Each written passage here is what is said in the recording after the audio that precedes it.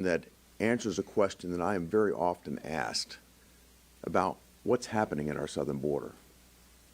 What's the reason, what's the rationale for this invasion that's been unleashed on our nation?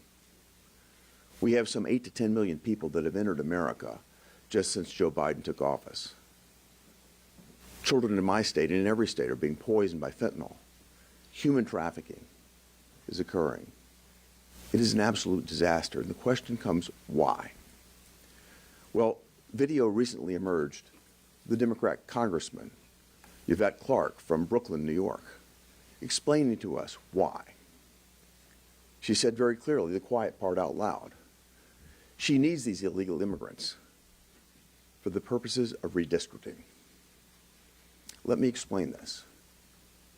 In our nation today, we count the number of people, not the number of citizens, for the purpose of allocating congressional districts and electoral votes. What we're seeing is the Democrats abusing this system by creating sanctuary cities in blue states that are literally losing citizens every day to states like mine. What's happening is cities like San Francisco, Los Angeles, Chicago, New York are acting as magnets to attract illegal immigrants. Those immigrants are then being counted in the populations of California, Illinois, New York, and other cities for the purposes of allocating congressional districts and electoral votes. As a result, the limousine liberal in California has much more power in their vote than the single mom in Tennessee. That needs to come to an end. We need to clarify this once and for all. We need to make certain that only citizens are counted for the purposes of allocating congressional districts and electoral votes. That's why we are introducing this legislation. This legislation will remedy that, it will clarify that, and I think it will accomplish what most Americans expect, and that is that American citizens are the ones that should be counted with respect to allocation of congressional districts and electoral votes. I want to thank my colleagues for joining me here today. I'm going to call on Senator Rounds. Thank you, and let me just simply share with you, when we have illegal immigration, it hurts legal immigration. We want the Equal Representation Act to make it very clear that the individuals that can vote for representation in the United States are those individuals that are here legally. Citizens, children, as a part of the count in the population base, have always been accepted. But right now, we are talking about a case in which, over a very short period of time, we have 8 million individuals that have now entered our country. That is 10 times the population of my state of South Dakota. It simply is not fair to those individuals that are standing in line waiting to legally immigrate into the United States. And at the same time, it is not fair to the citizens of the United States to have representation for the apportionment of congressional districts be based on the number of individuals that are not here legally.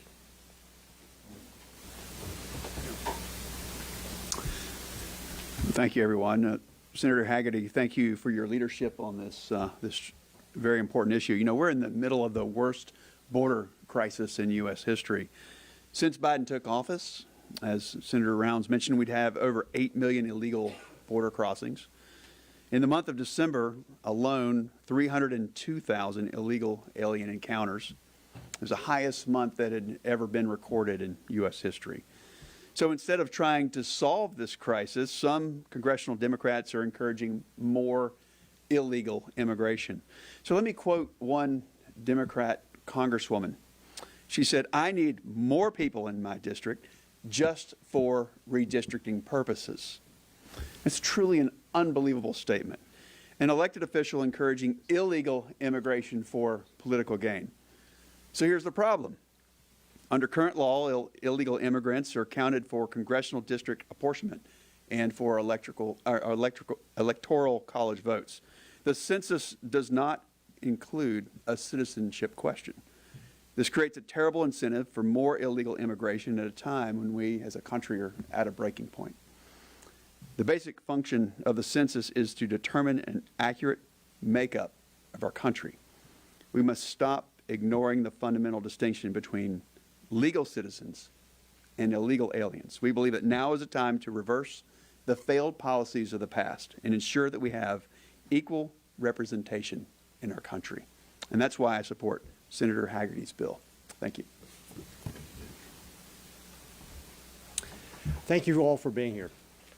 Since 1820, the census has routinely asked questions about citizenship. This current policy rewards sanctuary cities and sanctuary states with outsized population because it's counting people who came here illegally, people who broke the law. And it's fundamentally unfair to states like mine in Nebraska, or states who are following the law, to reward folks in states who are breaking the law. In the last year, Joe Biden has abused the parole system to parole 1.2 million people into this country. That's about 2/3 the size of the state of Nebraska, our population. The average, just to put in context, during the Obama and Trump, on average, 5,600 people, that's 5,600 people, would be paroled into this country over the course of a given year, and Joe Biden has just done it for 1.2 million people. That highlights how unfair this is. And Congresswoman Yvette Clarke's quote has already been referenced a couple of times here, how she said she needed more illegal immigrants for redistricting purposes. That really highlights what the Democrats are thinking. This is unfair. And this bill will correct that injustice. Only citizens can vote in elections. And that's the way it needs to remain. And so it makes sense that only citizens should be counted for the purposes of congressional representation and electoral college votes. This bill will make the data and policy changes to make sure we implement that. And frankly, this is what Nebraskans expect, that only citizens are going to be involved in determining who has representation in Congress and those electoral college votes. I want to thank Senator Hagerty for all his great work on this, and with that, I'll turn it back over to Senator Hagerty. Thank you. Thank you. Senator Lawrence. Thank you. I'm here to explain the effect that we're in if Senator Hagerty's bill doesn't pass, and to enthusiastically support Senator Hagerty's bill. I come from the state that is the smallest population in the nation. We have one member of the U.S. House of Representatives. We have only 3 electoral votes because, as you'll recall, the Electoral College allocates Electoral College votes by how many House members and how many senators you have. So with only one House member, we only have 3 Electoral College votes. If someone from Brooklyn can count illegal immigrants for purposes of establishing how many electoral votes they have an outsized clout in deciding who's going to be the president of the United States and who's going to govern our nation, and they're counting people that are here illegally. Some states allow illegals to have a driver's license, so you can't use a driver's license as indicia of citizenship, because those laws vary from state to state. We have to use the census as the true and correct indicia of who is a citizen, who is not, who's entitled to vote, who is not, who pays taxes because they are here legally, whether they're a citizen or not, and who's hiding in the shadows, who has some sort of a deferred date 10 years hence when they're going to have to show up at some proceeding and show they're in this country legally. This is creating a real distortion. The Biden policies are distorting our ability to understand who's in our country, what they're doing here, and it goes to who's entitled to be here legally, who's entitled to vote, who's entitled to be counted for purposes of the Electoral College.